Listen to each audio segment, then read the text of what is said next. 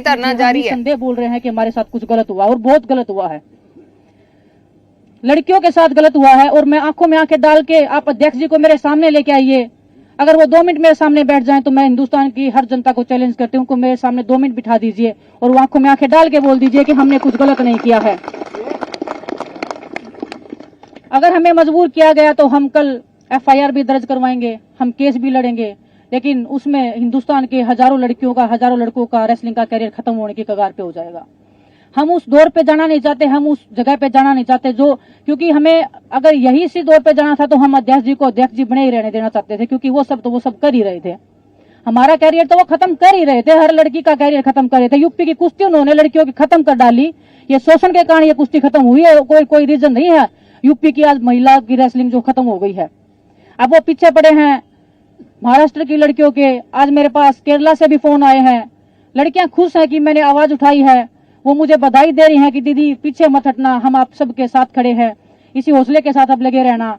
आप सोचिए कि जहां केरला में कुश्ती का कोई नामो निशान भी, अगर आप देखोगे कि नेशनल में पार्टिसिपेशन होता है, किसी लड़की का किसी लड़के का मेडल आता है तो उनके लिए एक ओलंपिक के मेडल के सम्मान एक जीत होती है। अगर वो लड़कियां भी अगर शोषण का शिकार हुई तो आप देख लीजिए कि ये लोग कहां तक फैले हुए हैं।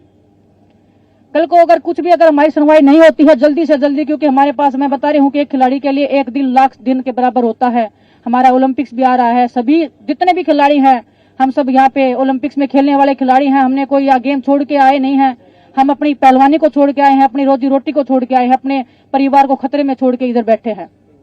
हम कल FIR भी लॉन्च करवाएंगे, एक नहीं कम से कम 5-6 लड़कियां जो भी हैं वो सब FIR करवाएंगी और हम लीगली कोर्ट के थ्रू जाएंगे। लेकिन वो दिन जब आएगा इतिहास के काले पन्नों में दर्ज होगा, मैं ये एक दावे के साथ बोल सकती हूँ। और हिंदुस्तान में ये होगा, मैं बड़े शर्म के साथ मैं वो बोलना चाहूंगी कि हिंदुस्तान जैसे देश में अगर हम जैसी लड़कियों के साथ ऐसे होगा तो हिंदुस्तान में मैं सोच रही हूँ कि हिंदुस्तान में कोई भी नॉर्मल महिला किसी भी जगह पे सुरक्षित नहीं है। मैं ये एक विश्वास के साथ कल को बोल पाऊंगी कि इस देश में एक बेटी पैदा नहीं होनी चाहिए। बहुत बहुत धन्यवाद आप सबका।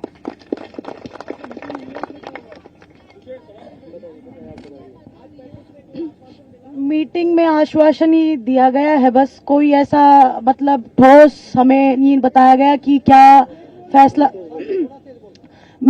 अभी मीटिंग में सिर्फ आश्वासन ही दिया गया है, ऐसा कोई ठोस हमें नहीं बताया गया कि हाँ हम कोई ठोस कदम लेंगे या कोई एक्शन लेंगे, बस आश्वासन दिया गया है। लेकिन उस आश्वासन से हम खुश नहीं हैं। हम जैसा कि बजरंग ने बताया, हम पूरी रेसलिंग फेडरेशन को भंग करवाना चाहते हैं और जितनी भी स्टेट्स हैं वहां भी सबकी फेडरेशन मतलब रेसलिंग फेडरेशन जो है वो भंग होनी चाहिए, एक नई शुरुआत होनी चाहिए, एक फ्रेश स्टार्ट होनी चाहिए। क्योंकि हर जगह उनके इंसान फैले हुए हैं, जैसा कि विनेश ने बताया, हर स्टेट में फैले हुए हैं। केरला से लड़कियों के फोन आ रहे हैं, महाराष्ट्र से लड़कियों के फोन आ रहे हैं, वो खुद पीड़िता रही हैं, उनके साथ वो खुद शोषण का शिकार रही हैं। तो आप समझ सकते हो कि हर स्टेट में फैले हुए हैं। तो हम चाहते हैं कि पूरी रेसलिंग फेडरेशन भंग हो।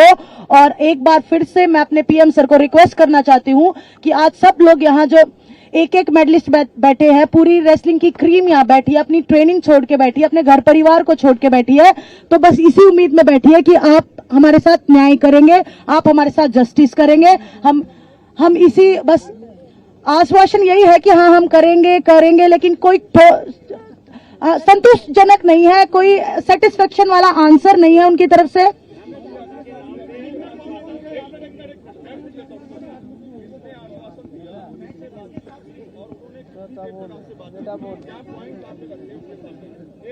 आप सबके सामने ही हम गए थे बात करने के लिए। हम सरकार के नुमाइंदों का नाम नहीं लेना चाहते, किसने क्या किया है क्या नहीं किया है, क्योंकि हमारी लड़ाई एक बंदे से है, ना सरकार से है, ना सरकार के अधिकारियों से है।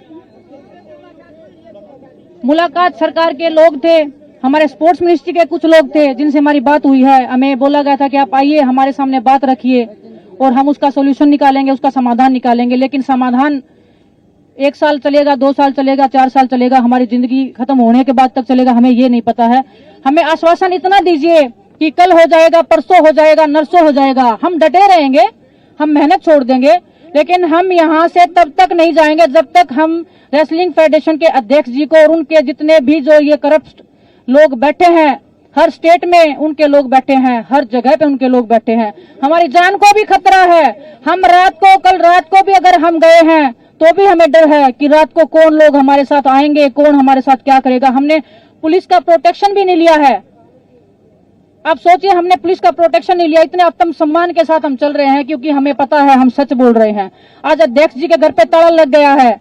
इससे सरकार को समझ जाना चाहिए कि कौन गलत है और कौन सही है। उसके बाद भी अगर हम महिलाओं से, एक सेकंड अफसर प्लीज मेरा सुन लीजिए, जब शोषण होता है तो एक कमरे के अंदर होता है, वहां पे कैमरे नहीं लगाए जाते।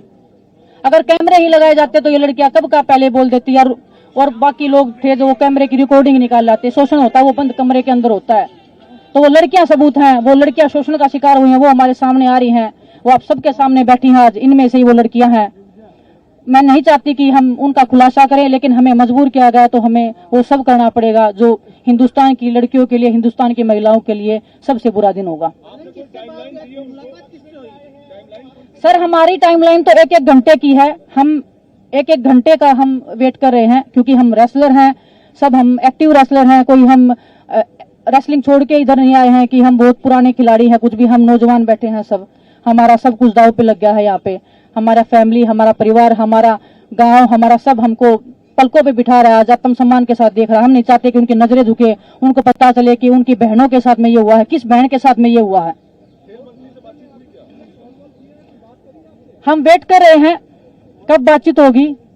अगर उनसे भी बातचीत होती है तो हम आप सबको बताएंगे क्या बातचीत हुई है, क्या उनका निष्कर्ष रहा है। उनके जवाब से हम संतुष्ट रहे नहीं रहे हैं। अगर कोई संतोषजनक जवाब रहा या उनके खिलाफ में कोई कार्रवाई हुई तो हम जरूर आप सबके साथ साझा करेंगे।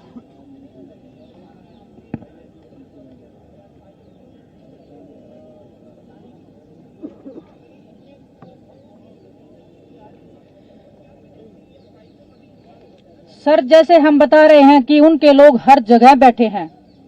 हमें किसी पे भी विश्वास नहीं है। किसको हम बताएंगे, कौन हमारी बात को लीक करेगा।